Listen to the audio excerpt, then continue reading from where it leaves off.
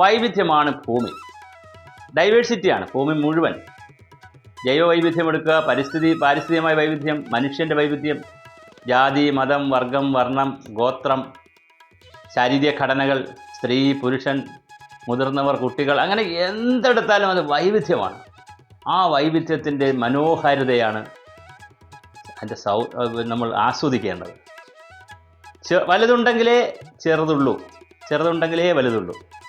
അതൊരു പാരസ്പര്യമാണ്. അപ്പോൾ ഈ വൈവിധ്യം എന്ന് പറയുന്നത് ഒന്ന് നമുക്ക് മനസ്സിലാക്കാൻ വേണ്ടിയിട്ടാണ് മറ്റുള്ളതുള്ളത്. സൗന്ദര്യമുള്ളത് നമ്മൾ ആസ്വദിക്കുന്ന സൗന്ദര്യമുണ്ടെന്ന് പറയുന്നത് മറ്റൊരാളിന് ചിലപ്പോൾ സൗന്ദര്യമില്ലാത്തതായിരിക്കും. ചിലർക്ക് കറുപ്പിനോടായിരിക്കും ഭയങ്കര ഇഷ്ടം, ചിലർക്ക് വെളുപ്പിനോടായിരിക്കും ഇഷ്ടം, ചിലർക്ക് അത് രണ്ടുമല്ലാത്ത നിറങ്ങളോടായിരിക്കും ഇഷ്ടം.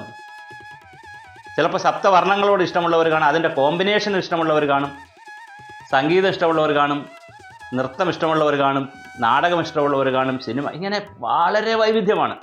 ഭക്ഷണം തന്നെ നോക്കൂ, ദോശ തന്നെ ഒരു ചെറിയ ഐറ്റം എടുത്ത് നോക്കൂ, ദോശ തന്നെ 70-80 ഇനത്തിലുണ്ട്.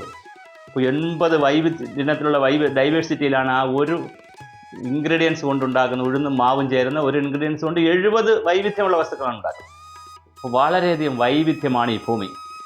പുല്ല് മുതൽ പൂനാര വരെ, പുഴുക്കൾ മുതൽ നീലത്തിമിംഗലം വരെ, ബാക്ടീരിയ മുതൽ വലിയ ആന വരെയുള്ള ജൈവ വൈവിധ്യത്തിൻ്റെ ഒരു നാടാണ് ഭൂമി. ഏത് വസ്തു കൊടുത്താലും വൈവിധ്യമാണ്. ഈ വൈവിധ്യത്തെ അംഗീകരിച്ചാൽ വളരെ മനോഹരമാണ്. പിന്നെ ജീവിതത്തിൽ തർക്കങ്ങളും വഴക്കുകൾക്കൊന്നും ഒരു പ്രസക്തിയില്ല. നാം ഓരോരുത്തരും ഇവിടെ വന്നത് നമ്മളുടെ കഴിവ് കൊണ്ടല്ല.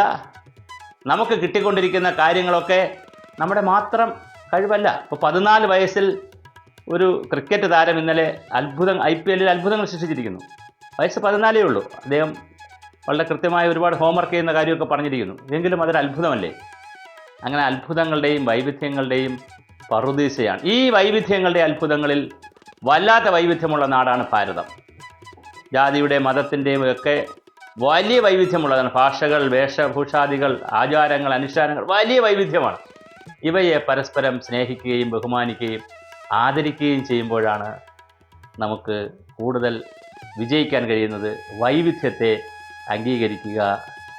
ഏകരൂപമല്ല നമുക്ക് വേണ്ടത്, വ്യത്യസ്ത രൂപങ്ങൾ നമുക്ക് ആസ്വദിക്കാം.